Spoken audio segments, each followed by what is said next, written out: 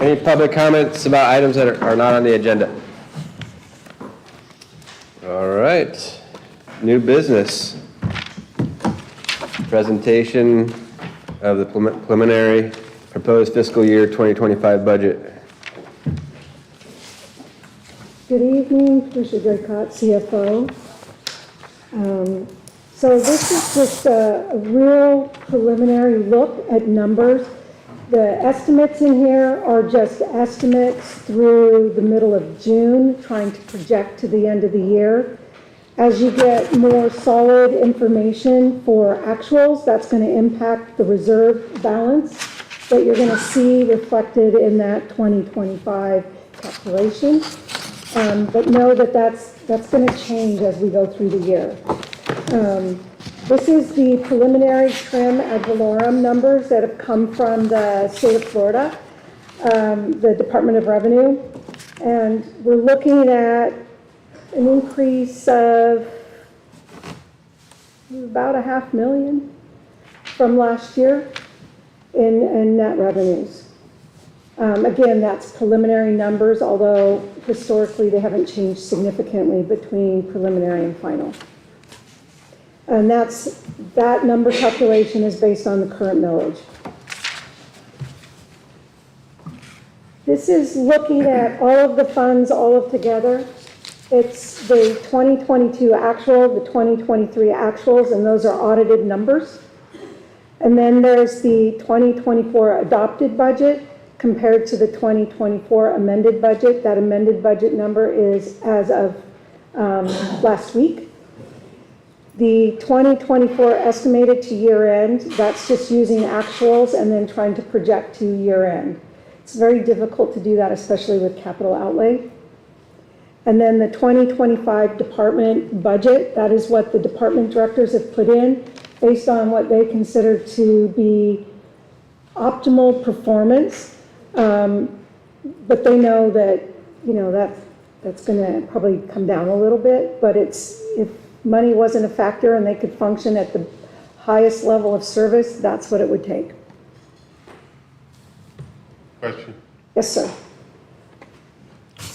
So when you say that there's a, little less than $200,000 delta between the adopted budget for 2024 and the amended budget, that was things we did through the year that added things to the budget? Yeah. So Oh, yeah. there's two kinds of ways that the budget gets amended. One is just movement between accounts. It doesn't actually change the total budget, either expenditures or revenues, or the total by fund. And those don't come to you. Those go to the city manager. The other type is an actual, where it actually amends or changes the budget rather than just adjust it. And those will increase the revenue or increase expenditures or decrease revenues or decrease expenditures, or it moves money budget between funds. And those always come to commission. And where you've seen changes in that way have been the use of ARPA funds, which will increase the revenues and increase the expenditures. And then I think there was one where we were using some of the excess investment interest. The rest of that investment interest is going to be set aside $500,000 for the end of the year as.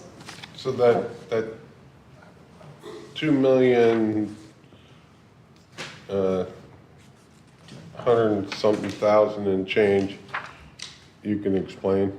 Okay. So that would be either grant monies have been approved that we weren't anticipating and didn't budget for, or the use of ARPA funds. Right. Yep. Okay. Thank you. Yep. This is just looking at your general fund, because the general fund is where the tax money goes. So it's giving an overview of the source and use of the funds in total by the general fund. As it stands right now with this look, we would not make our minimum requirement for the reserve balance as the 19% that was determined to be for the disaster recovery, and then just the other reserves that we're going to hold on hand. So we would either have to reduce spending between now and the end of the year, or we would have to reduce the amount that's going to be in the 2025 budget, or we'd have to increase the taxes or other user fees. So for this year, where we had the 19% target, Yep, we're not going to meet that target? not with this picture, no. If you see that little blue box, the minimum reserve balance that would be required based on that 2025 numbers would require. No, I'm talking about 2024. Oh, no, we'll meet that, We'll meet it in 2024. absolutely. In 2025, you're saying there's a delta of how much to the reserve balance? With nothing changing from the estimates or the kind of proposed 25 budget, we would use too much of the existing reserve balance. And the too much is the 6,729,000? That would be the minimum requirement, but if you look just to the left of that, this proposed picture would leave us with 3.6 million in reserves. Not enough. We'd be short 3.1. We'd be short. So we know going into this budget workshop, we are not done, we're not even close to done.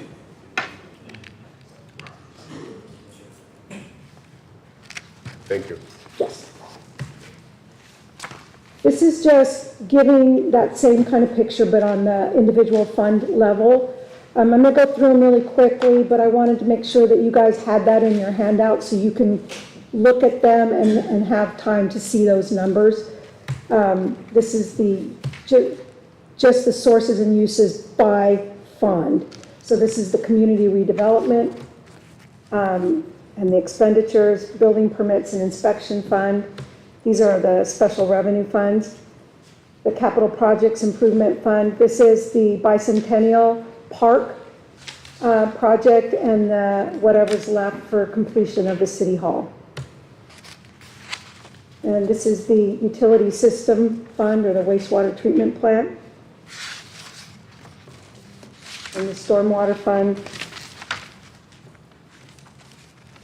And this is just looking at a summary of the 5-year capital improvement projects. Looking at it at each of those 5 years, looking at the totals by fund. And you can see that for the fiscal year 25, there's actually a lot in there.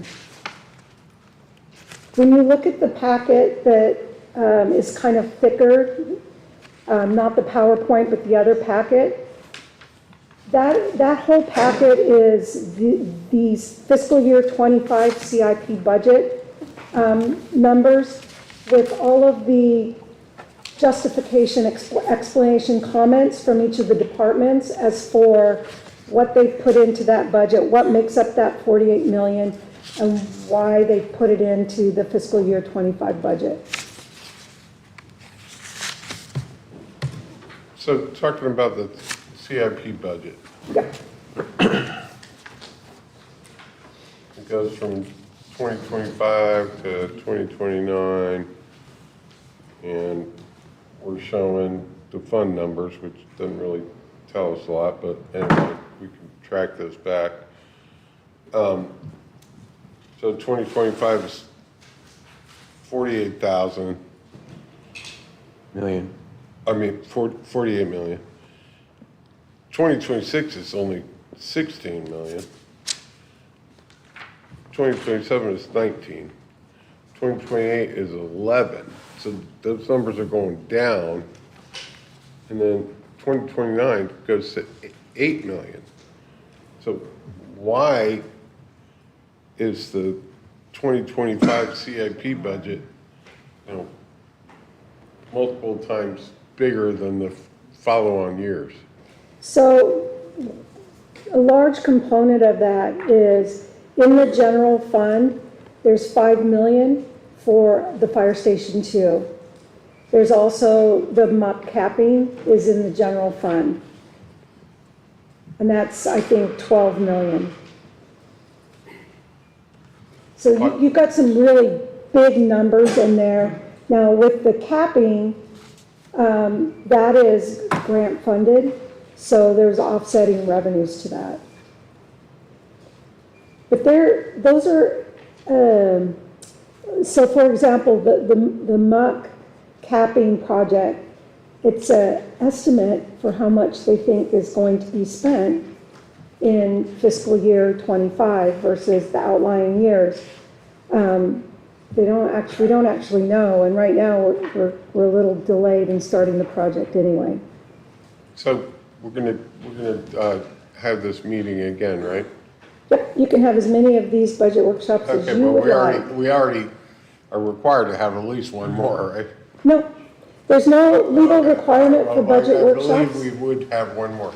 Yeah. So if we're gonna have one more, I would like to have that, CIP budget of 48 million broken down by the liens that are against the the muck capping, The offsetting revenue.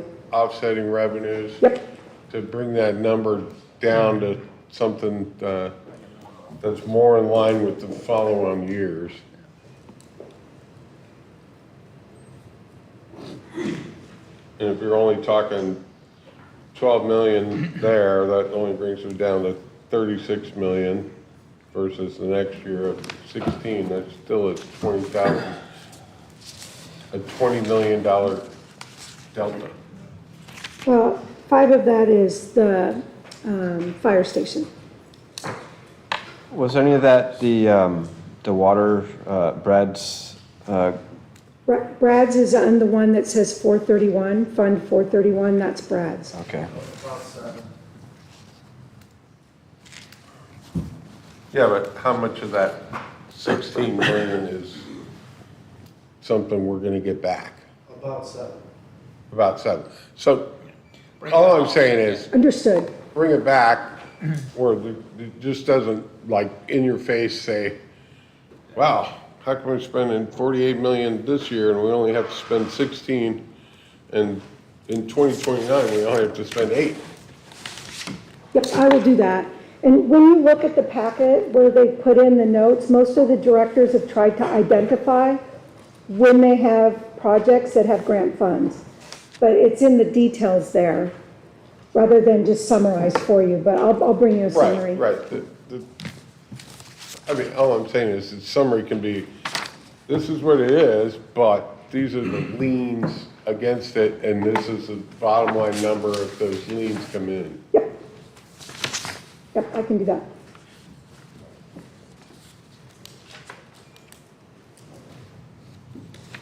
Oh,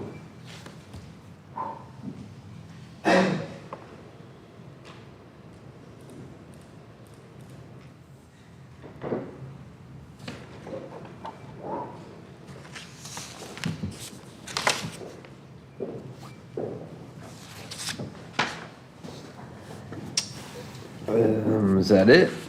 That's it for the presentation. So we are here for any questions that the commissioners have, anything that all of the directors are here to answer questions about capital or anything else about what's in this current budget.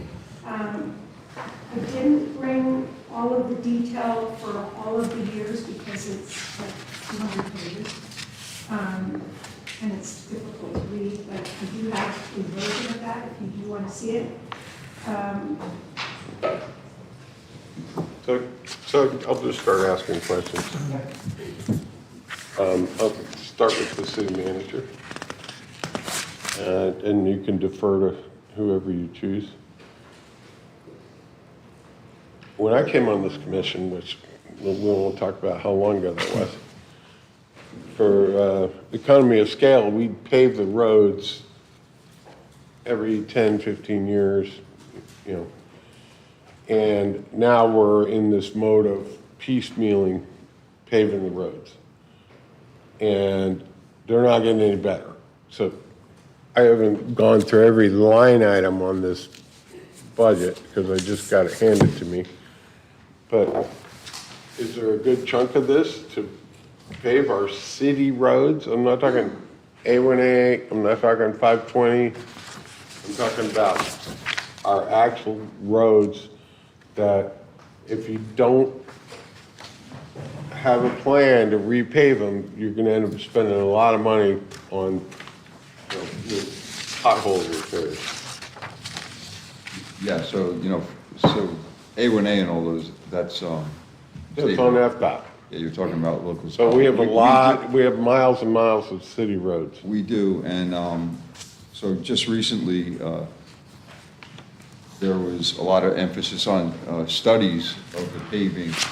So I just stopped that, and we're gonna take the money for the studies and put it into actually paving the roads, because we were mired in study after study after study after study. So that has been changed, and, yeah, who's Public Works here that's got, Brad? What's in there for paving is on page 8 of this packet. That's what I'm looking. There's just about $1 million for Brooklyn Drive Road improvements and the East Country Club parking lot. So that's a repave this lot out there. That's what's in this budget right now. Okay, so back in the day, and I know that there was economies of scale in play, but, and also things were a lot cheaper. But we actually got VA paving to pave the whole city for 3.1 million. So you're saying there's $1 million in there and it's gonna pave this parking lot and, Likely, Brooklyn Drive. Expensive to pave them. well, anybody that rides their bike or walks down any of these streets are watching the road crack,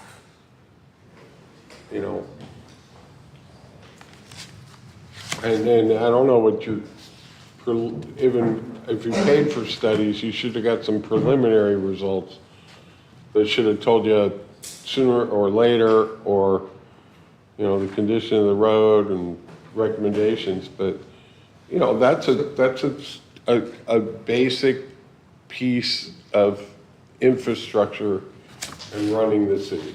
I agree, yeah, and it's analogous to the dune crossover, so we don't need any studies, you just start wherever you want, do them all, and then start all over again, and that's the way it always was, and that's the way it's gonna be from now on. But from what Patricia said, there's no money in this budget to do paving in 2025. So we can adjust that. We can adjust it, what do you want paid? Do you want city staff to give an assessment to you before we start making a budget? Well, he sounded like we had some studies, hopefully there were some preliminary results that said, 90% of the city needs repaved. It's too late for, the things that extend the life of the pavement. We're beyond that point. I'm just saying, it can be more expensive later than sooner. That's a fact. That's true. Can I ask a question in relation to that? Yes. So I think the question too we have to ask before we decide what priorities we want paving roads and stuff is, how are we gonna get our reserves up? And then what do we have to do to get our reserves up? And then prioritize what capital projects we want, like the paving. So to me, I don't know if you can tell us this now or for the next workshop, what are your recommendations to bring the reserves back up? And then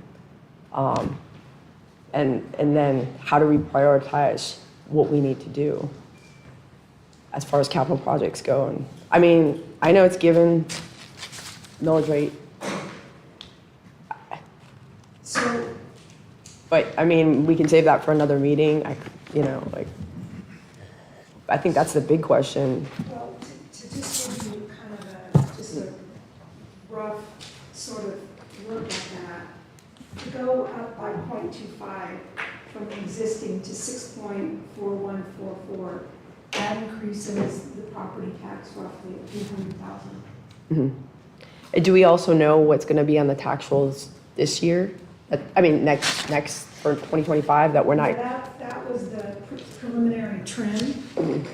That's just a forecast. That's an estimate. It is, but there are usually not a lot of, there's not a lot of change. So the first column on the right, that's the existing trim numbers, and then the kind of lighter color on the left is what we got from the trim office a couple of weeks ago. And so what you're really looking at is that increase in the net new tax base, which is the 8 million. I mean, that's where you see the increase in the revenues is from the redevelopment. So I'm not sure how much, I mean, there's always that as an option to increase the millage rate. I just don't think that it's going to meet everything that's in this capital, 25 capital. The preliminary look at the bond rates that have been identified. And to Commissioner Lane's point, there may not be sufficient there to address some of the paving. So, I mean, that's really going to be where you guys need to focus on where do you think that the city is best served to have deferred to an outlying year versus it really needs to be addressed in the current year. 48 million is probably more than we can afford to do in a given year. I mean, I think that's really what needs to happen first is what, per the commission, do you think could really be deferred to an outlying year versus we really need to be focused on that? So I have a question for Chief Duckworth.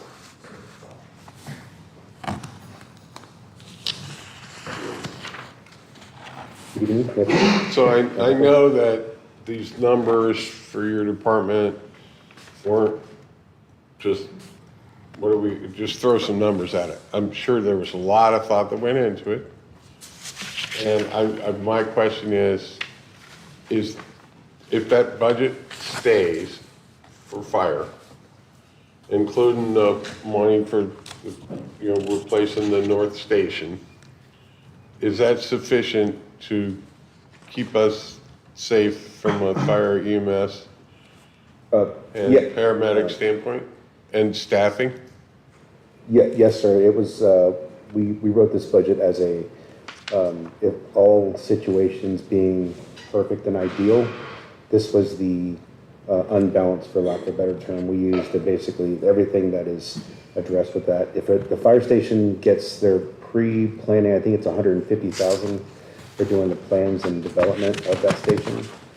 There's also a number in the back of our capital for a diesel particulate cleaner, because I know it takes some time to do that. So that explains that we know it's going to take a while because the existing station will have the diesel system in there. Okay. But the short answer to your question is yes. Okay. And did you do any analysis as to projected wage increases that would be required to maintain the staff you have versus them being attracted to other municipalities or the county? That's currently underway. I've had meetings with finance and HR. I know the union is actively discussing different wage packages and requests. I know they're going to have several other meetings. Deputy Chief Grimes has been working with finance and the union together. But you didn't put a budget wedge in for what you think that might be in your current? We put in a 4%, 2% at the start of the year and 2% 6 months later. Okay. For all city staff increases, and that's just based on current CPI and projected towards the end of the year. Some of the local cities have gotten back to us and they're running right around that same 4% that they're talking about right now. That is not what the preliminary union. Do you have a microphone over there? No? Okay, well, nobody heard it but me and the commission and maybe a couple of good hearing people behind you. So you want to come say that? Thank you, Chief Beckworth. You're welcome, Commissioner Williams. Thank you, sir. I was just, I want to make sure that that's in the budget also, because we got to keep our good city staff. So Employees. we put in for 4% because that's based on current CPI and projected CPI to the end of the calendar year. Some of the surrounding cities have gotten back to us. We try to kind of get a feel for what they're looking at. And the ones that have gotten back to us are looking at about that same 4%. A few of them are a little bit higher. But some of the challenges that we're facing as we go into union negotiations is some entities like Palm Bay are talking about large increases for their firefighters. So we can't compete with that. I mean, we can't. Okay, well, there's always that choice is whether you rather work in Palm Bay for a little more money or work in Cocoa Beach. And there's different dynamics in both departments, so there's a choice there. But we haven't finished the negotiations. We're trying to find ways that we can give them extra benefits or other options, but I don't think that we can offer them what Palm Bay or the county's doing. I just don't think we can. All I'm saying is, I started off with paving the roads, but Yeah. that's not nearly as important as maintaining our cognizant city employees and our staff base. So I wanted to make sure that that was in there, and you've stated that at Yes. least 4% Yes, is in there. that's in this current look that you're looking at. That is reflecting that. Yeah. So, question for Chief Mullins? You may have anticipated the same question.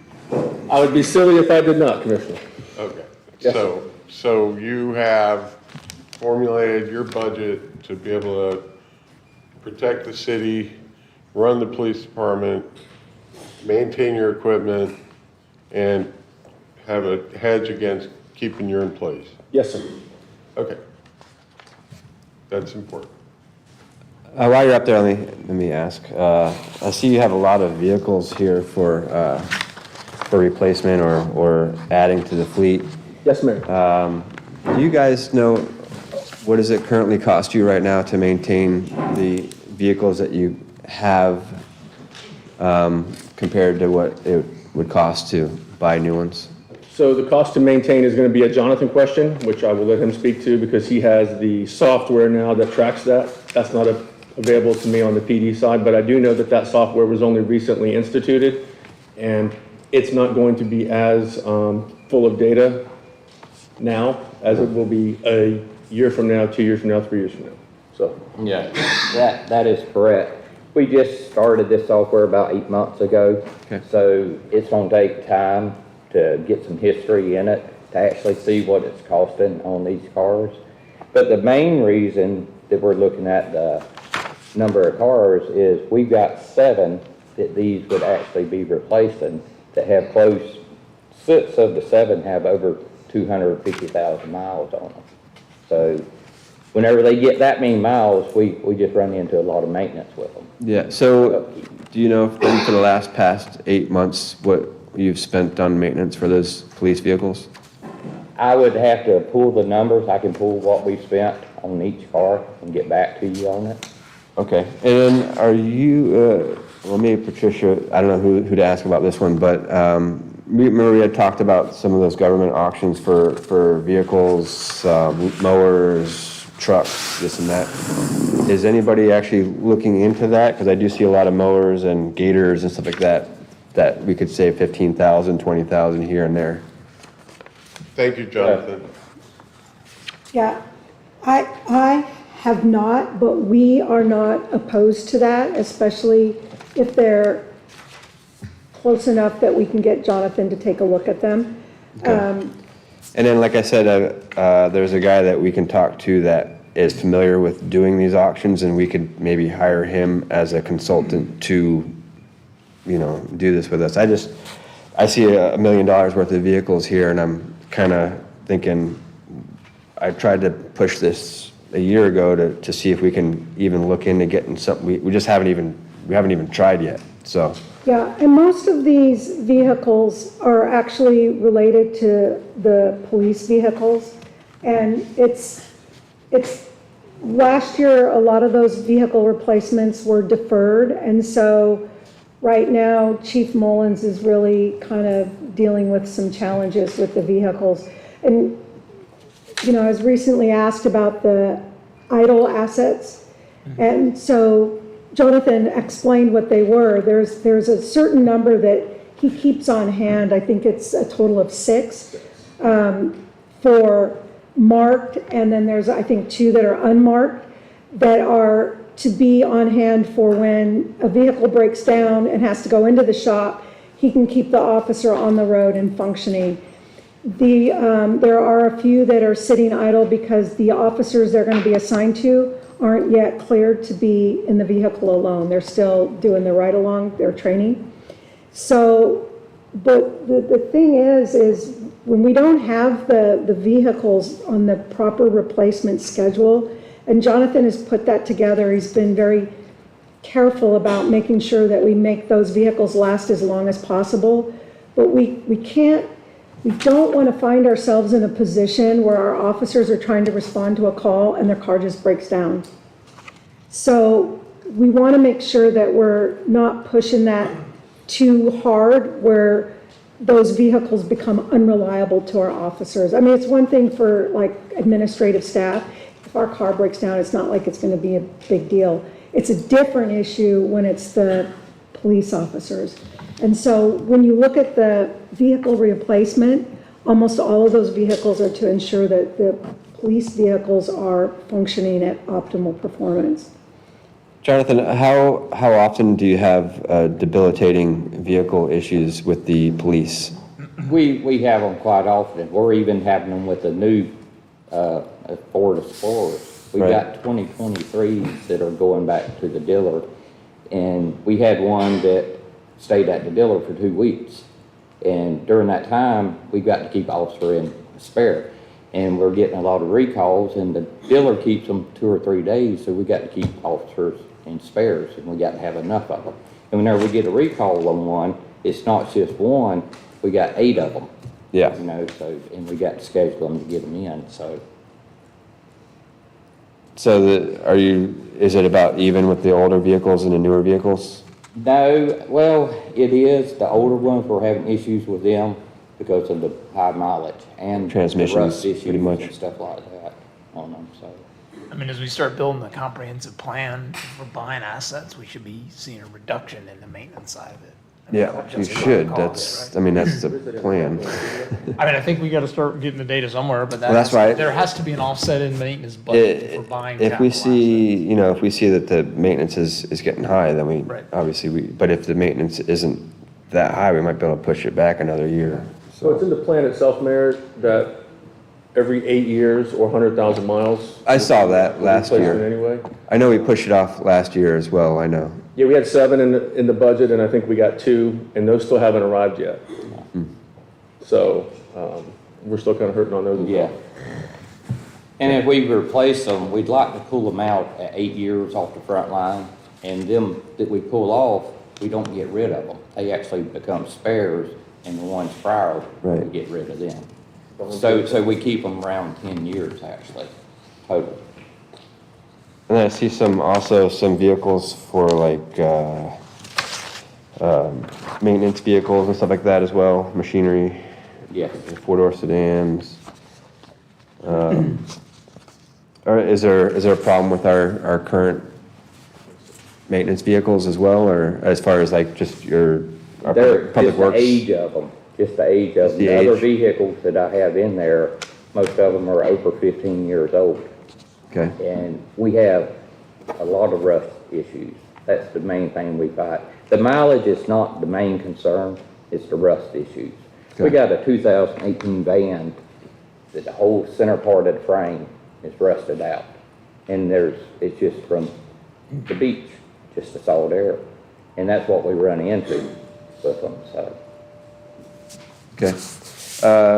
Just as a maintenance question, are we having these vehicles undercoated then, if that's an issue? Yes, whenever they first arrive, we undercoat them before they ever hit the highway. Okay. Every vehicle, every gator, everything, all of our utility trailers and dump trailers, we even undercoat. So, a comment. So we built a public works complex with lots of garages to, get vehicles out of the elements.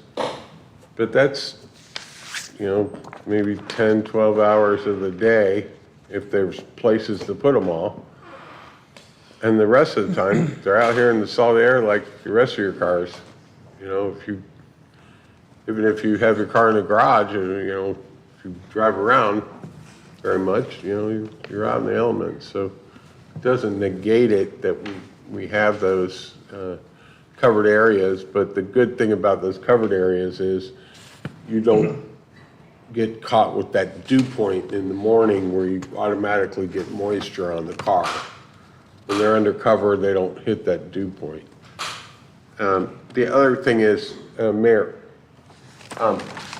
have you bought things from auctions? Yeah, my current vehicle is an auction vehicle. Okay. And your experience was it a commercial auction or was it a Government, government auction? yeah. Okay.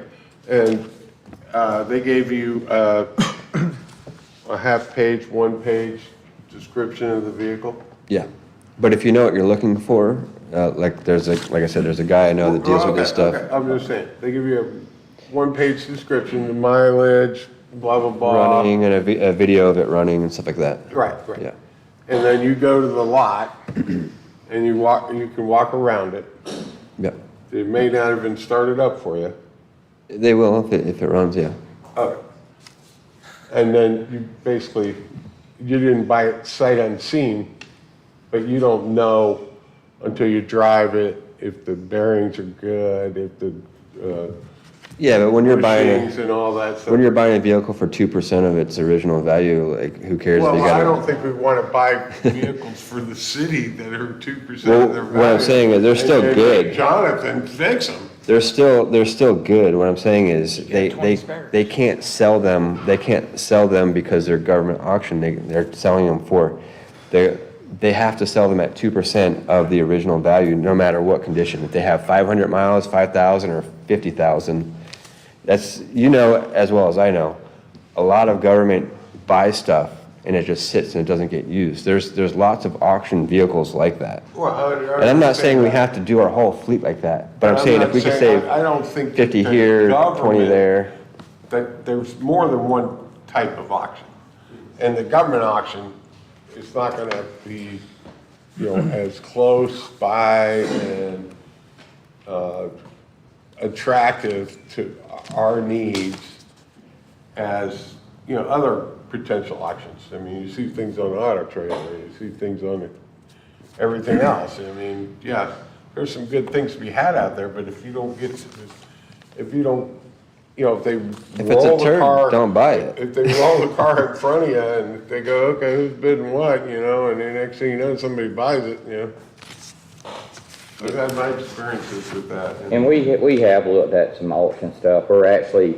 Brad has a wheel loader in his budget, and we're going to look for a used one of them from the auction company, if we can find Yeah, well, something so that meets this- our needs. The GSA auctions, I mean, if it's in great running condition, they sell it at 2%. If it needs some work, they'll sell it at 1% of its original Yeah, but value. they bid on them. They don't bid. It's a price. The government entities get first dibs, and it's not a bid. They call it an auction, but they have a set price. And if you need it in your government, you get first dibs. Then after that, it goes to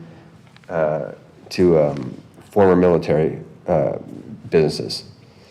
Like I said, I've got a friend that deals with this all the time. He buys this stuff. He knows it. I know you don't understand it because you're not in it, but there's lots of savings to be had out there. So you bought your vehicle for 2% of its value? Yeah, I bought a $89,000 Hummer for $13,000. and you weren't a government entity? No, but I had to do an auction bid. But if I was government You had entity, to outbid somebody. if I was a government entity, I would have got it for 1,000. Right, but you had to outbid somebody to get it. Because I'm not a government auction. The Okay. government gets it for a set price. Okay. Well, there's different 2%. levels of government too. There's different rules for, and we're at the bottom of the totem pole. Like, I know this auction site, it is what it is, okay? I mean, Okay, it's worth looking into, but I'm just saying, it's not a, you know, where. it is a done deal. The guy does it all the time. I know exactly what I'm talking about. You know, you don't know, but it is what it is. It doesn't matter. I'm just saying, we need to look into it. We will. We can look into it. All right. And then I got, so $11,000 for a slide for Fisher Park Playground. It says that the brackets that secure the slide are beginning to corrode and will soon fail. Is it possible that we could just buy these brackets or have these brackets made rather than spending $11,000 for a whole new slide? No. So we spoke to Fordcat, who originally installed the equipment, and they said that the way the brackets are mounted to the slide, we cannot just replace the brackets. We have to replace the entire slide. Is that because it's a liability issue, if they told you anything different? The liability would go to the city if you replace the brackets? It could, yes. I'm willing to go with the mayor's suggestion if our machinists can look at those brackets and come up with something that's just as strong and do the same purpose, have that done instead, and we already have an insurance policy with the city for liability. I mean, if the, We can look into it, but, yeah, we can look into that. the probability of a properly made bracket failing and a kid falling off the side because the bracket is really low.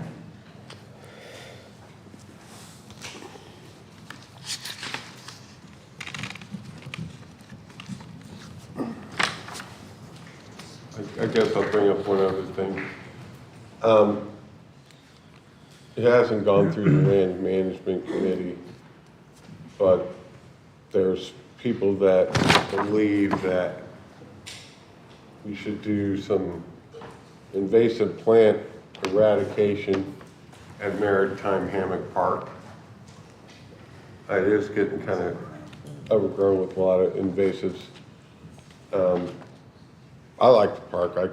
It's okay the way it is to me. I think it's one of our best parks in the city. I know, but I go there at least on a weekly basis and walk the whole park. But there are invasive species there, and we've tried going in there with selective herbicides. They got some of the good stuff, they got some of the bad stuff. They pulled a bunch of the problematic things out of there, but, you know, it would have to be more of a comprehensive plan, and, you know, what I heard was, you know, it's always been done by volunteers, and there aren't enough volunteers, and all the volunteers are getting too old to go out there in the heat and do anything, so I don't know if it's something we could look into. I could get a lot of volunteers together if we were allowed to do that. And I don't know Well, if if somebody would channel Joni Reagan or Bob Day and have them tell us what needs to be done and put a bunch of ribbons around whatever needs to come out of there, well, I'll take you up on your volunteer day, and I'll be out there with you. all right. I'll volunteer. We'll put it on CBN and tell them, come out there and ice cold water, sandwiches at noon. I do have a little bit of a Unless your concern. comments, or you wanna- What's that? You want to walk through the rest of yours, or you want to ask one? Well, I did have a little bit of a concern about some of our continuing service agreements. I think some of the vendors that we're using, I feel like they know that we're kind of we're not really checking. We're kind of stuck and we're using them, and the prices just keep going up and up. So some of the stuff I'm a little concerned about, yeah, stuff being double what it should be, when you call around and check with other companies. So some of my concerns are with some of our continuous service agreements. I'm a little leery to just say use who we've been using all the time. I know that we put stuff out to bid, but some of the stuff we do have continuous service, so that it concerns me on some of the stuff I've seen previously through this year. So I just want to throw that out there. Do we have any kind of checks and balances? Like, do they share their books with us or approved pricing or something? It seems like it's, So we'll take on multiple continuing services agreements. Yeah. And then we are allowed to get proposals from all those different companies and select. right, I mean, it helps us expedite procurement. But what I'm asking is, do they, I mean, it's not an open checkbook for them, just because they're a approved source. They ought to be sharing their Well, the profit margins with us, or at least For be a little example- more transparent than a normal vendor. Let's say like a drywall company guy charges $40,000 to do drywall, but you called around and everybody around is $20,000. So, but we just use them because we trust them because we think, they've been working with us, and then nobody really double checks to see if that $40,000 quote is reasonable now. So some of that stuff kind of concerns me, that a lot of vendors, I think, gradually increase the stuff without us really noticing. And I think we need to double check some of our continuing agreements, stuff like that. I just want to throw that out there. I have a question for Patricia. So on the capital, the way we're budgeting, I know you and I talked, are we doing the multi-year approach, or is the entire amount in the year it's going to be invoiced? It looks like we're still, So for the example I'm looking this- at is the fire truck. It looks like there's $250K for 4 additional years, but then we've got the total fire station in 1 year. It may not have been Okay. corrected yet, Okay. but. Do we have a preferred approach we're going to do all in the I don't year? have a preference, but I agree with your thought that we need to be consistent with Yeah. whichever approach we Okay. do. I mean,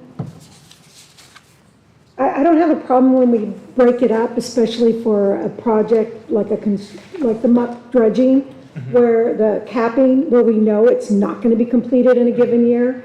And it makes sense then to show it in the years that you expect to be spending Yeah. it. But when you're talking about a piece of equipment, it's usually you make the purchase and you're done. Right, because so for example, the fire truck, that $250K would be allocated, that couldn't be allocated or used for anything else, but we're not gonna actually expend that money for 5 more years. So, yeah, it's so- tying up that capital. I don't think that, I prefer to see that full million 5 In the years out. year of purchase, and I would agree, I agree with that approach. I think it just shows a better picture to you, the commission.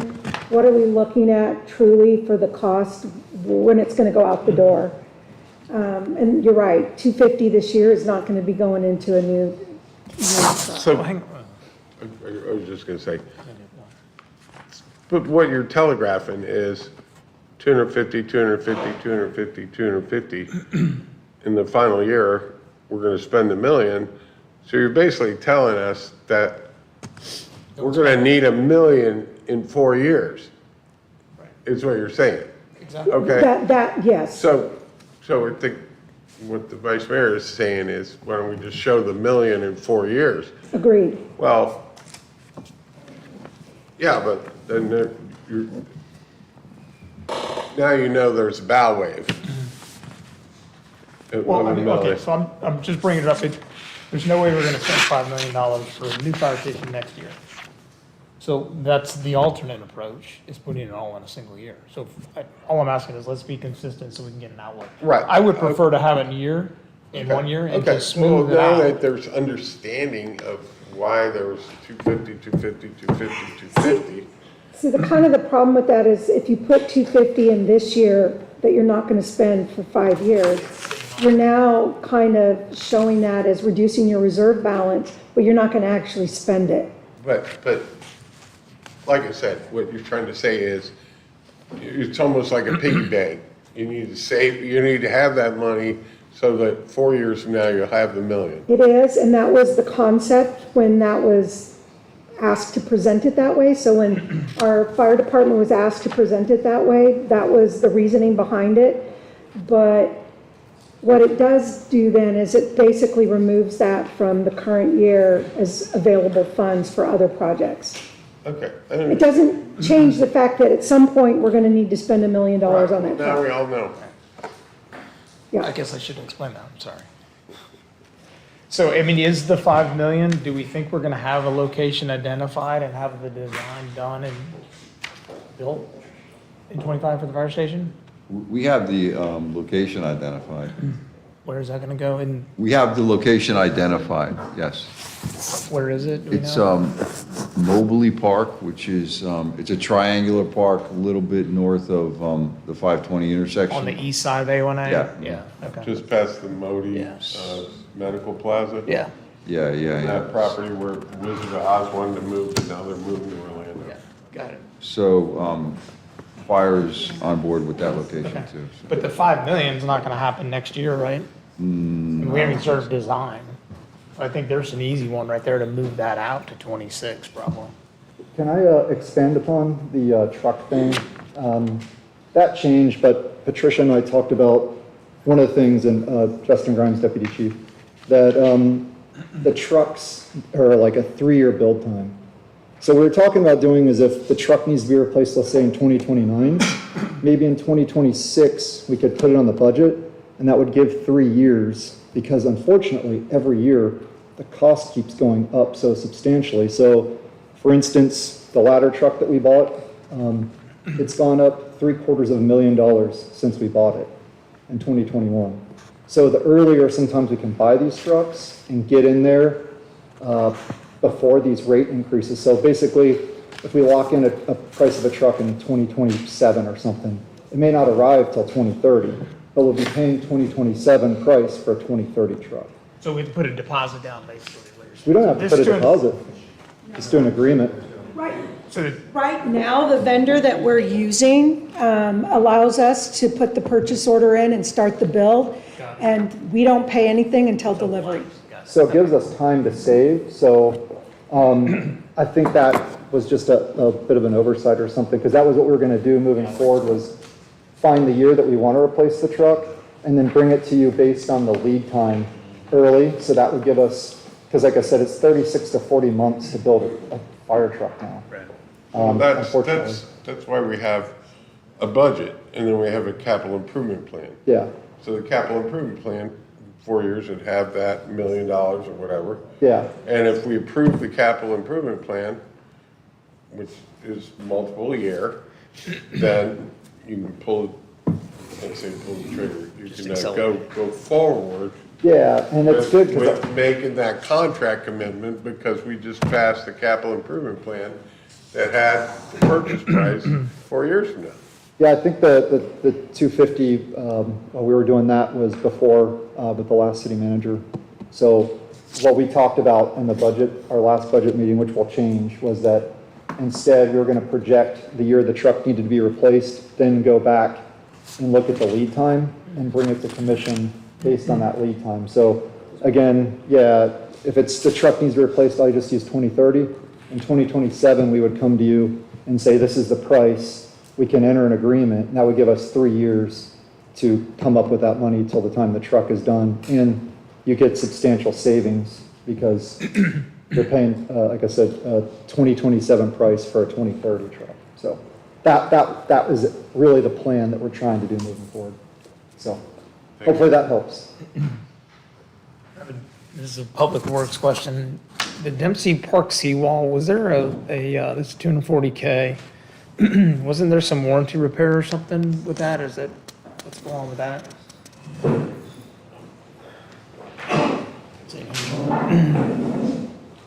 Or am I thinking McNabb Parkway is the seawall that was, No, one of them was, the Dempsey Park seawall, from my understanding, it's still under litigation with the previous vendor for doing faulty repairs on it. But regardless, we still need to get those repairs done. So this would be one that potentially would have offset revenue to cover this if the claim goes through. I mean, we're not gonna drop the litigation, right? It's being litigated, but I can't budget the revenue for that because I have no ability to assure that that is gonna settle in a way that is satisfactory to the city. Okay. Or that they'll actually settle it even if there's a court order to do so. So when we aren't certain, I don't usually budget for those revenues. Smart. I think the Yeah, windfall, if okay. we get it. So the marina study, it looks like 450K, or, yeah, 450 for the design, 70, the second half of the 75 for the Right. feasibility.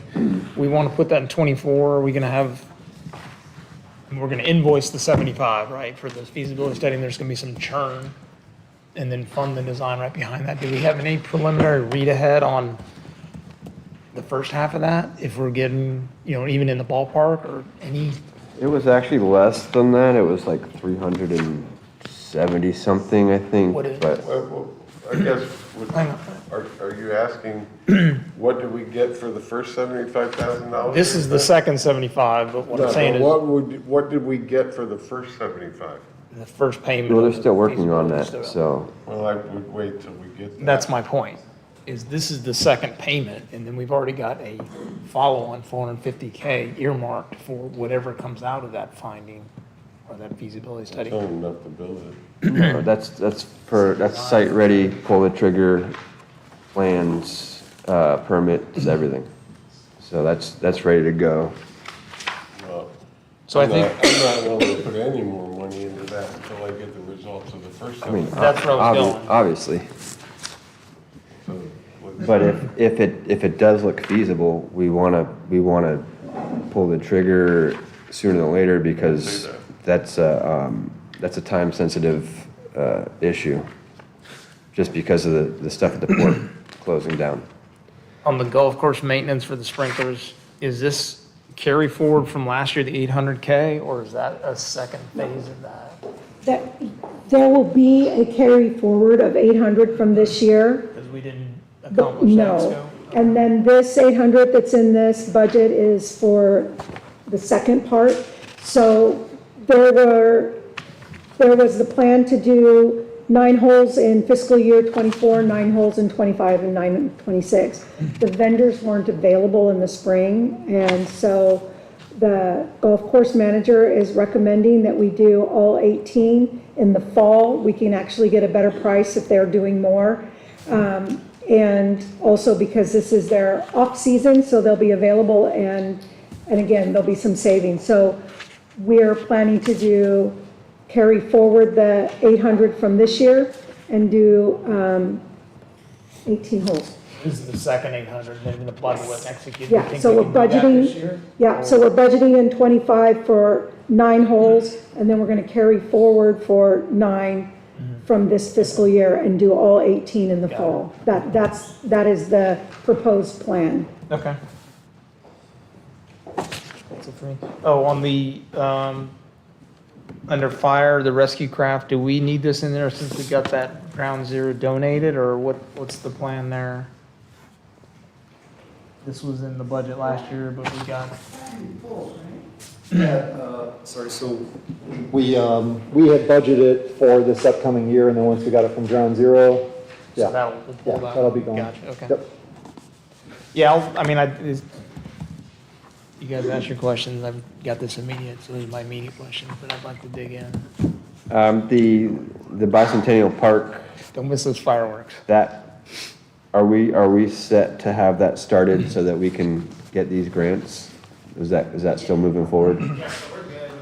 The only thing we're waiting on is 2 permits. Okay, And then we're looking at advertising the late this month or early August to put it out on the street. so we shouldn't miss out on any of that grant No, we're funding. not gonna miss that. And then the tennis courts, the 820,000, is that including the 240,000 that we could get in grant funding from So that's USTA? budgeted on the revenue side. The grant funding is budgeted on the revenue side. So yes, that is So like, but we have to. so we would need to come up with around 680,000 of that for ourselves?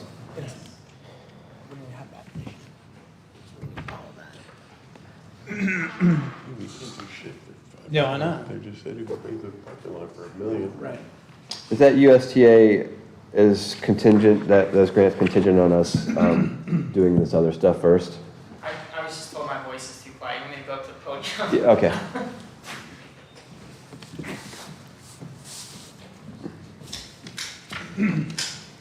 So the USTA was helping us out with two different grants. We have The surface and the lighting. 100,000 for rebuilding no, this isn't resurfacing either. This is rebuilding. This is demolishing everything and restarting.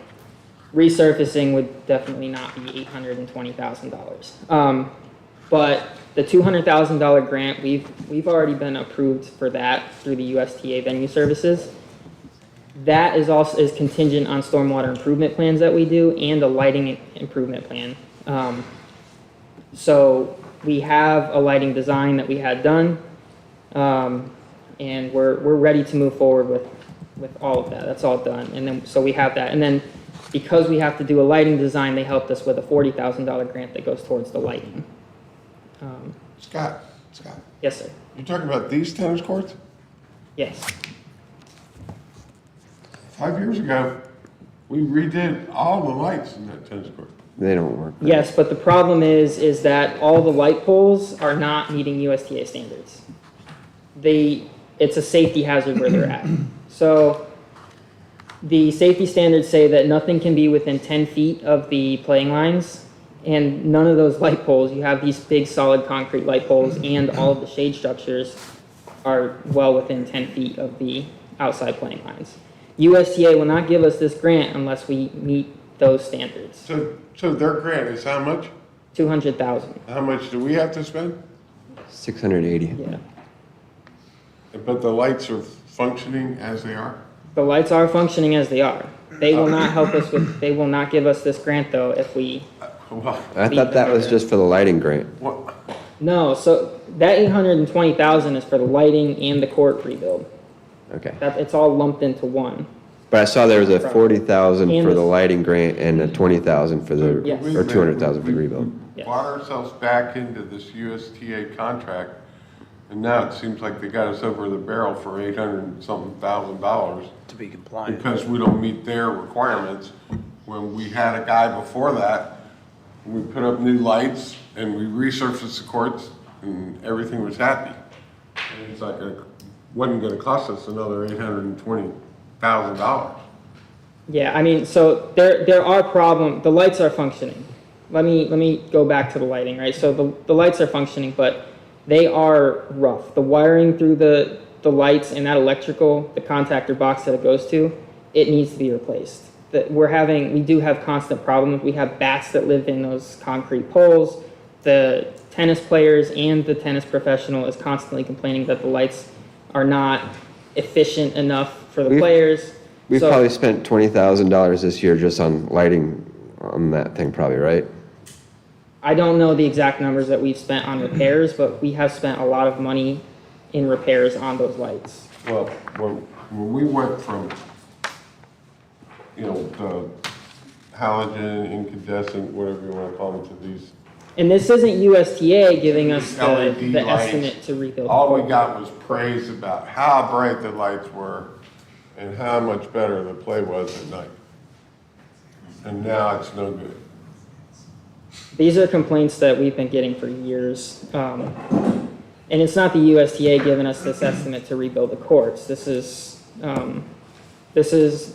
cost estimate is based on the courts that we rebuilt, the back set of courts. I can't remember what year we did it, but we rebuilt those courts and then It we, wasn't 10 years ago.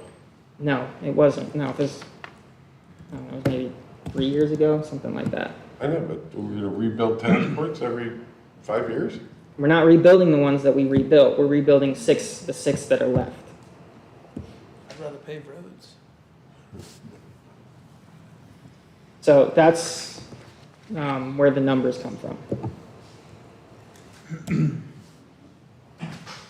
And we can get a $200,000 grant to help rebuild the courts, and then there's a separate $40,000 grant that goes towards the lighting improvement plan. But it's costing us $820,000. That's what the numbers are coming back at. There's nothing I can do about that. We can leave the lights the way they are, and they're a problem. The wiring is not good in those light poles. I know you guys have been having problems with those lights. Yeah, it's, and we can just rebuild the courts, but then you're just always gonna have issues with those lights. But the total cost is $820. It's offset by the grant money, so the cost of the city is just. $680. Yeah, 680. Run a lot of wire for $600,000 and contractor boxes. Scott, I don't know if this is your question on the 400 channel dredge. Yes. That was 100K and then 400. Is the scope the same and it's just now 1.2 million?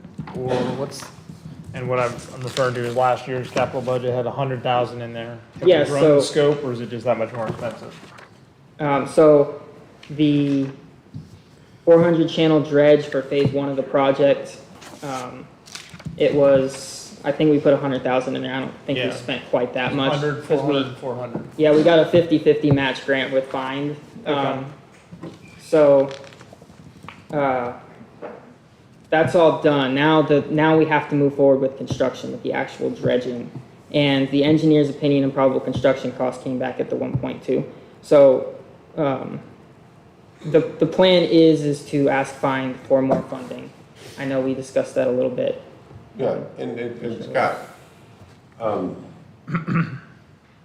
between you and the city manager and other people you've talked to, Taylor Engineering that gave us the 1.2 million, Yes, they don't want to be wrong on the low side.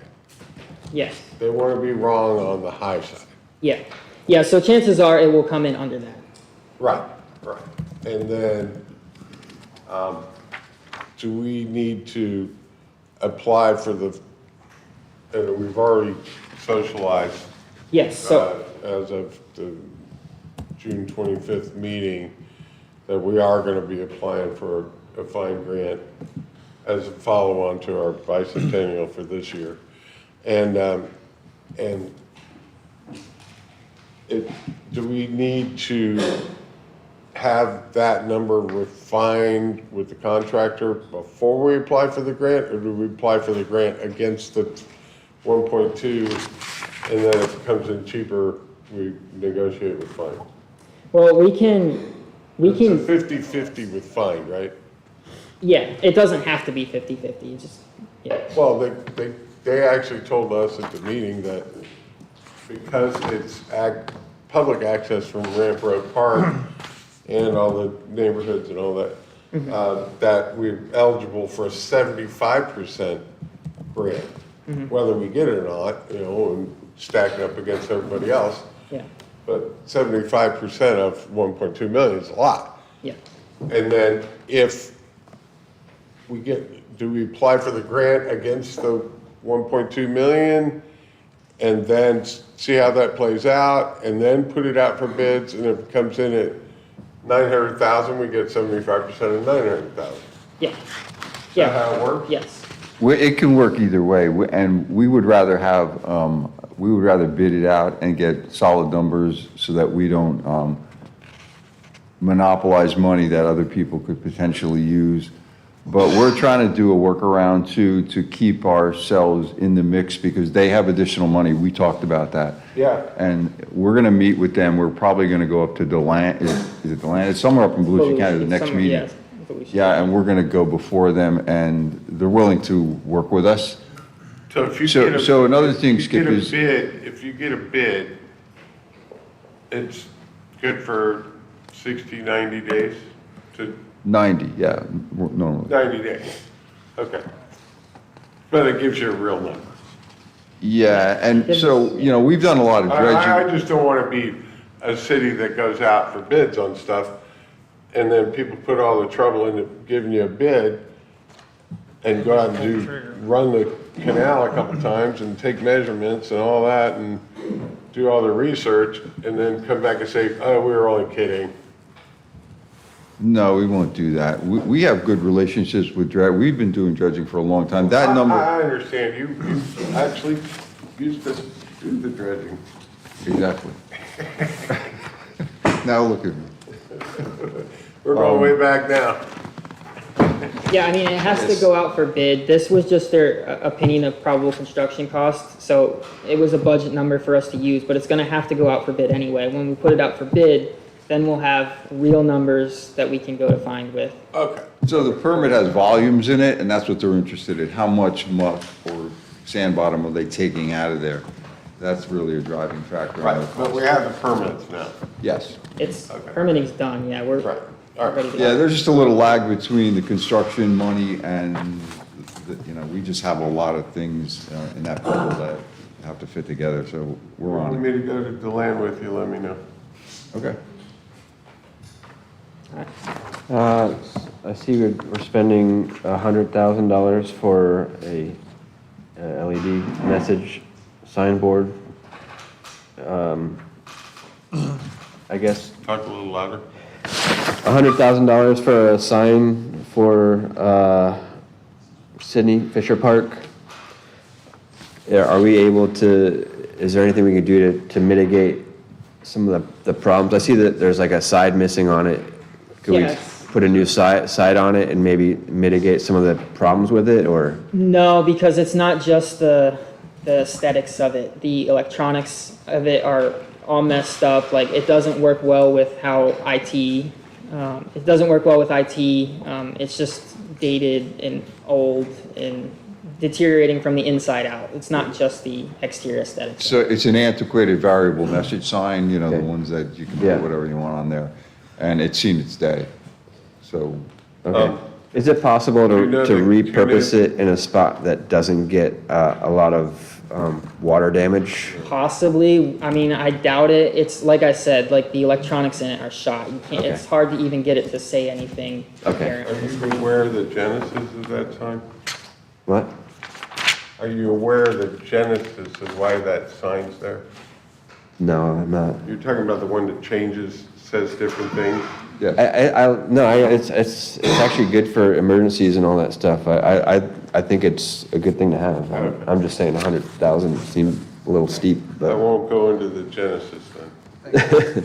No, I think having that sign, especially for, hurricanes or Well, it used to traffic be or you whatever. Just go and change the letters on it. Yeah, Yeah, that number is a little high, I admit. it does seem high, 100, that was just, it just stood out because of the 100,000. I mean, I'm not saying that we shouldn't replace Scott, it. does Yeah, and that that- have other that's- signs in it too? Does it have the north and south entrance and the variable message? Is that all three, or is that just the one? For that budget number, We don't that's have just a the north one. and south. We Okay. don't have a north and south, Not variable message, but we do have a sign which we were but it gonna, doesn't tell you anything. well, it tells you Says coming to welcome to Cocoa Cocoa Beach. Beach. Yeah. And Kelly Slater and Cameron Turk, that's it. But I think a variable message sign is important to have, especially in absolutely. a hurricane-prone area, so.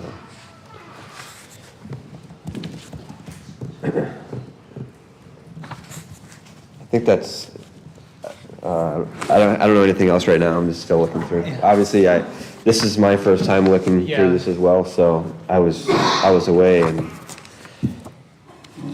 So Patricia, can you tell us what the next step is? There are certain timelines we have to meet, and you're gonna give us a nice fancy proposed budget at some point in time, and we have to vote and millage and all that stuff. Do you have that on the slide? I didn't bring it, I'm sorry. Okay. The next date is gonna be July 18th, where the commission will vote on the max millage. And that's the proposed. So when you vote on that, you cannot exceed that without going back out for a vote of the citizens. So that'll be July 18th. And you're gonna bring us another package that explains how that might go? Well, I'm hoping that the city commission gives me direction on to what they want me to bring on the 18th. So, Usually you say, you do a little more work on this, and then you say, to make the numbers for next year, we need X amount, and this is the current amount, and this is the predicted increase from the property taxes and revenue, and by the way, this is what it's gonna take. You're not bringing that on the 18th? it would take an increase of 1 mil to make the reserve balance that you would need. Are you gonna do an analysis like you usually do, like, if we do rollback and if we keep I the can do that. same, or if we Yep. go above, can we have something like that too? Yep, I can do that. Well, I mean, if we're gonna make that decision, we need more than just, we need a mill. I can't do it. For what we're looking at today, but that's dependent on, do you want to fund all of these capital projects, or do you want to fund different ones? So, I kind of want a little bit of feedback from the commission as to what your priorities are for the capital. Is it feasible to get it in this format? And the only reason I ask is because, to me, I think we can make 90% of the decisions with a simple variance analysis. What's changed from last year to this year? What are the drivers? I'm trying to do that real-time reconcile this proposal from last year's, but if it can be just an added column in this format, I think it makes it, for me at least, it makes I can it do very, that. very straightforward. And then, like I talked to the last So- city manager, just having the big hitters, and here's the cost drivers, here's the ones that are reduction, I think. All right, so what's the deadline for the decision on the max millage? July 18th. No, that's when our meeting is. It just happens to coincide with the county deadline? No.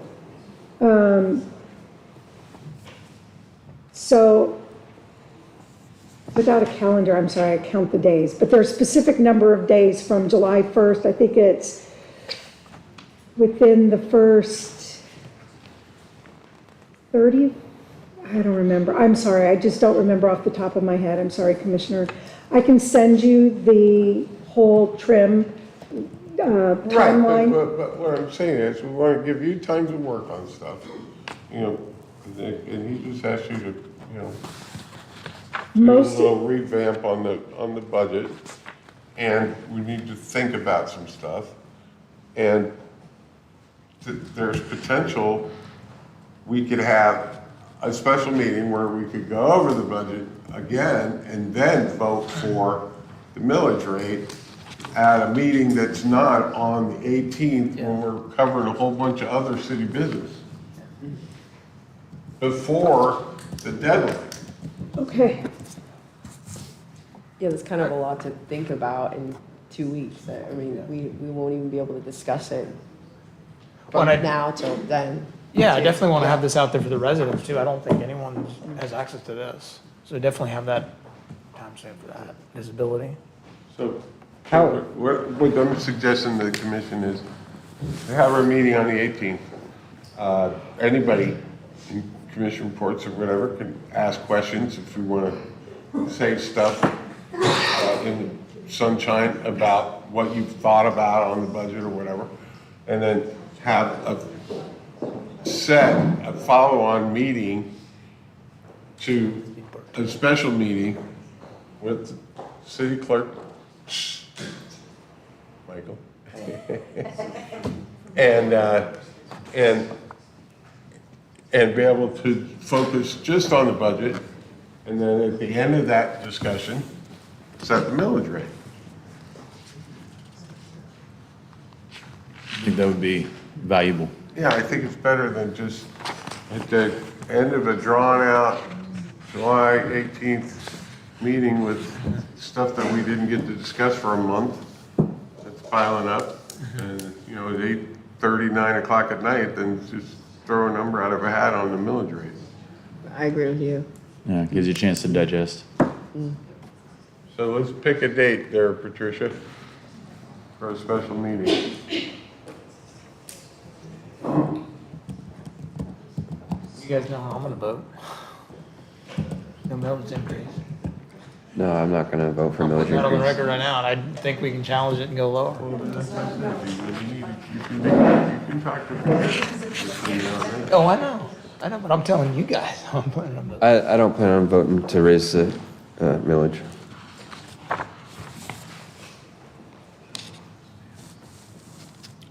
But I want our residents to have access to the December 1, and to me, just doing a variance analysis from last year's budget makes it very, very Yeah, simple. you always have to look at time value of money on some of this stuff. I do have a question about also the front end loader. Is that still working well, or do we have lots of maintenance issues with that? The current loader that we have spent a lot of money on due to hydraulic leaks on it. Yep. We had the radiator replaced in it, that was $3,000 just the radiator. It's a 1992 model. 93, yeah, 92 Chase. model. And the parts were getting hard to get for, that was what we ran into with the radiator. Which might cost so much, but the parts were not bad. I mean, most of the hydraulic is hoses or rams that need to be rebuilt. That, and there are also steel lines. Okay. That is what rust out on. You can't do pure tech on those. Can't do Pertec. Yeah, Hard lines. yeah, that's what you said. Flexible. Yeah, we used Vertex. Yeah. They came out and did some of the lines on the motors. But the cost of it is to maintain it. The wheels on it are actually rusted into. And we're having issues with flat tires on it. But the wheels themselves have so much rust. Okay. So max millage has to be set within 35 days of the start of the trim calendar. So it starts July 1st, so you have 35 days. So city clerk was saying we could move it to the August 1st commission meeting. No, You're saying have another workshop. I think. There's time to have another workshop No, before no, that. I'm not saying a workshop. I'm saying have a special meeting, and then, which would encompass a workshop, and then, because it's a special meeting, we can make a decision, and we can vote on the millage rate at that meeting. So the last Thursday in July sounds like a good time for that. The 27th. I don't think I'm gonna be here. I might not be here either. How about the last Tuesday in July? 30th. I don't know either. Last Thursday in July would be the 25th. That's Tuesday, 30th. I can do the 30th, that last Tuesday. I just can't do the 25th. The last Tuesday, the 30th? I can do the last Tuesday, I can't do the last Thursday. We could do a special meeting before that August 1st. No, we don't, we want to focus. The budget's important. Okay. We can have other things on our mind when you bring us that agenda. How about the 30th? Yeah, I can do the 30th. I might not be here, but I can call in maybe. One agrees? I'm not sure yet. Trying to work it out, but. So you, that whole last 2 weeks you're going? Like the last week in July and the first week in August. I mean, I could call in if I need to, probably, so. Yeah, because it's mostly done now. How would these suggestions get incorporated? It doesn't need to be advertised. But we could do it Tuesday, July 16th, to have a special meeting. And I'll put together the information that you've requested and just put it in your mail You slot. guys think you can come up with all your questions and get back and forth with city staff between now and 14 days from now? It'll be July 16th? But So setting, going- just to clarify, max millage is just setting the maximum you can go. But that's the most important. But you can go down from there. But that's, yeah, but, That's not setting, you're not adopting anything. so Patricia, what you're gonna get right now, without any further discussions, my read on this commission is, you're gonna get the exact same amount you got now and not a mill higher. So, Fine. just Much a, higher, just a question. okay? The last So- time we voted on max millage rate, was it 6.1644? And that was max millage rate, and we're at that. So if we do it again, Carried from 23 to 24, and I'm voting carried 24 to what 25. I'm saying is, if we vote for, well, that's just max millage rate, we went to max millage rate. So it's just kind of, I'm Well, putting it that's out probably there. where it's gonna end up. That's what I'm saying. Because we gotta run the city.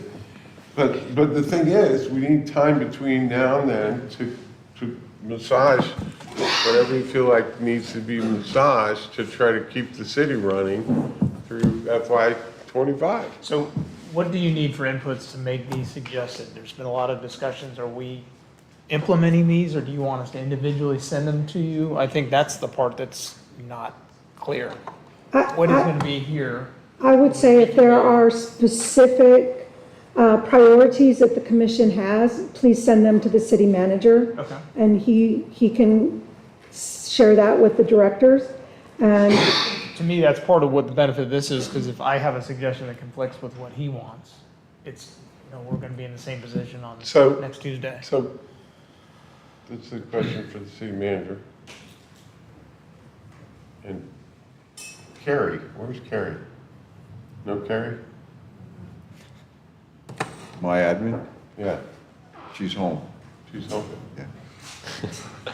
Previously, prior to this meeting, we got a letter from the executive assistant via the city manager that said, by the way, we're going into budget cycle, what are your priorities? And we wrote them down and we submitted them back. We can do that, yeah. It's a little late for that. No, she's already. You're saying in years prior, not this year. Yeah, years Okay. prior. You remember that? Yeah. I mean, we could still do it before that meeting, right? Well, that's basically what she's saying now. Now we just have to send it in an email.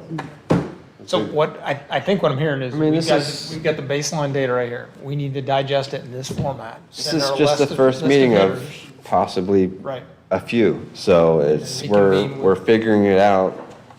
So we didn't get an email that said, what's your priorities? We're saying it now, pretty much, and we can send it in, so we don't need to make a big So deal we about send it. it in before our special No, meeting. I'm just saying that was a good practice, I thought, Yeah. Are we doing the July 16th? Yeah, July 16th, before you go to wherever. Thank you. 2 weeks from today. 6, And will we be 6 getting o'clock? this electronically? July 16th. At 6 o'clock? Is that possible? Six I o- can send it electronically, yes. That'd be great. It'll be a PDF. Okay. So 6 o'clock is the special meeting time, is that correct, Karen? Yes. Special meeting, votable, actionable, Yes, set the millage rate, advertise. So we're going to reconcile all of our inputs at the 16th meeting in the working session, and then the outcome of that is Set the millage consensus rate. on the ceiling. That's all it is a ceiling, it's not set in village rate. We give that a month for that. Right. Just saying, here's the cap. Is that pretty much it from you guys? It's I mean, pretty much I could sit here and go through this. I haven't heard much Productive. from you, Josh. You have any concerns? I'm gonna need to go through and just digest it. Carolyn? I'm good right now. I do have something for Well, she's reports, commission reports and stuff. but- Anybody in the audience that has any concerns or questions what we were just talking about? Mayor, I had 2 points I want to bring up. Oh, Did we nix the solar array nonsense? The solar, Yeah, rooftop that's- solar that's stuff? been That's not gone. in there. I didn't see anywhere in here. Previously, there was 400K for the rooftop solar array. That's not in this. No, we're not doing that. the greenhouse gas study is Yeah. gone as well, and Any questions you guys have, I'll get that email out and you can respond to that and I'll get you answers and. We're budgeting this year for fireworks or a drone show or We did not this year. We are going to. for next year? 25. Okay. Yeah, we have, what do we have 25 in there for? I don't remember, but yeah, because it's the centennial celebration, Yeah. so yeah, we definitely, I think we have, We got to do something for that, for sure. yeah, yes. I mean, Patricia, the other part about putting in this format is that we can also see the operational side. This is just the capital. And then What date? Christmas decorations, that wasn't in there this last year. In the PowerPoint, it shows you the operations in total by the funds. So you I can. was just hoping to get it broken out so I can see I can line do by that. line. Look at there. You just want those, you don't need all the extra pages, you just want the actual budget. Ideally, if we can get this book with a proposed 25 column added throughout, Yeah. that would be ideal. Yes, I can do that. But you don't need the pictures and the rest of it, you just Oh, want the. no. No. I just want I variance. didn't want to do that because if you remember in the prior year, there were like 50 versions of that and it got, yeah. That was part of my frustration last year. Yeah, but we did set it up this year that shows that, yeah. Yeah, and Patricia, for me, just to make it even more complicated, I don't need any physical stuff. Please don't print me a book, but I would love it electronically. Yeah, electronic, I don't need a book. You just want PDF. I just want PDF, that's totally fine. That makes it easier and you can search it. Much, yes. So, this is a trivia question for anybody in this room, maybe Chuck Broughton can answer it. What date in 1925 was the city established? What date in the year? June 26th. Huh? June 26th. Are you sure? No, I don't want to guess. Yes, I'm sure.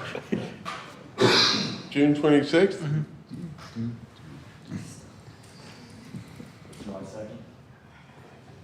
4th of July. No. When was it? I don't know. She's looking up in Wikipedia. On the city website, good luck with that. You're not using the search engine, are you? What I was thinking is, instead of having 4th of July fireworks, which is more expensive because all the competition with the fireworks companies, if we're gonna pay for fireworks, why don't we do them on our centennial night That's what we're talking about. instead of the 4th of July? Was it 5th? Well, if it's June What was 5th, it? June it's- 5th, 1925. why don't we just celebrate it on the 4th? I mean, I would say it might be worth putting that out on like CBN or something, letting the city respond. I mean, it's not a bad idea, but I know there was It's some only a month. consternation Well, I'm over just saying, missing out this if year. if you tried to have fireworks on July 4th, your cost is, 3 times, maybe 4 times as much as any other day of the year. we're going to be eco-friendly, we're going to be trend-setting, and we're going to try to do a drone show. But you can do that on the 4th. We'll do fireworks on June 6th. We're going to save the planet, one drone show at a time. I'd like You're to committing to find that? out what it would Saving the cost for a decent fireworks show at 10 minutes after dark on June June 6th. 6th. Do drone show and fireworks. You can do your drone show on July 4th, And one other thing is, and you can fly one if you want. I think we can combine it and save money, but You can't do anything. I just think it'd be easy enough to put it out as a question to Yeah. the city and let folks decide, because I know there was a lot of folks that were concerned that we didn't have fireworks on the 4th this year, and yeah, there's a so lot of people concerned with that. I just don't know how much interest there'd be in that, but I think it's a fine next question. Tuesday, we're gonna have to reconcile all. Okay, is there anybody out there that has any concerns or questions they want to bring up? Public program, so we All right. should be finding money for that. You guys ready to go on to the next? We ready to kind of wrap it up? Just just want to recap what the action items are. We owe her our list of inputs, and 2 weeks from today, we'll reconvene. Is that, yes? That was the consensus. Okay, That was my 6 understanding. o'clock, 6 o'clock on the 16th. and we're setting the millage that day. Okay. We're gonna set the max. Yeah, the ceiling. We can always come down. All right. We owe it to our residents to do it. I think, yeah. We shouldn't back into a budget. Okay, Budgeting. staff reports, announcements, I have nothing tonight. commission reports, announcements. I have something. Wow. Go ahead. So I was looking through my notes from a few years ago, and I wanted to discuss resurrecting the parking garage plans that we had that could possibly go with the, they were actually made with the city hall at the same time, and it would go adjacent to the city hall. And we do have a perpetual parking problem, as we all know. And when we were discussing, it might have been, I don't know if you guys seen it, some of us might have seen it. And actually, they were ready to go. Wayne had it, I think he put it out for bid even at the time. So we still have all the plans, and I wanted to see if we could direct the city manager and staff to resurrect the plans, look into doing maybe a P3 partnership, which is getting two partners of public entity or businesses to go in with the city in building this parking garage. And we get some of the revenue, they get some, split it in three, and also look in grants. And said there might be a possibility for grants and stuff, and wanted to resurrect that project again and see if there's a possibility of doing a partnership or grants too. I always see a need for parking. I mean, there's always, even myself driving around trying to find parking, and it also limits our business growth situation too, because each business that we have downtown needs a certain amount of parking spaces, and the amount of seats they have, whether it's a restaurant or a bar. And so we've already kind of inundated that supply. So there's several reasons why, and it was, when we were looking into it, it was pretty lucrative too, as revenue-wise. So to split the costs in building it with other entities would be helpful too. So I wanted to get consensus in directing the city manager to kind of get some financial information on the partnership and grants for that project again. Okay, so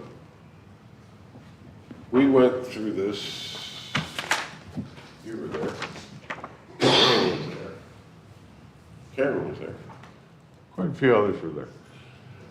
When we were deciding on City Hall, some of the concepts, and the parking garage on the south side in the fire department parking lot, is that what you're talking about?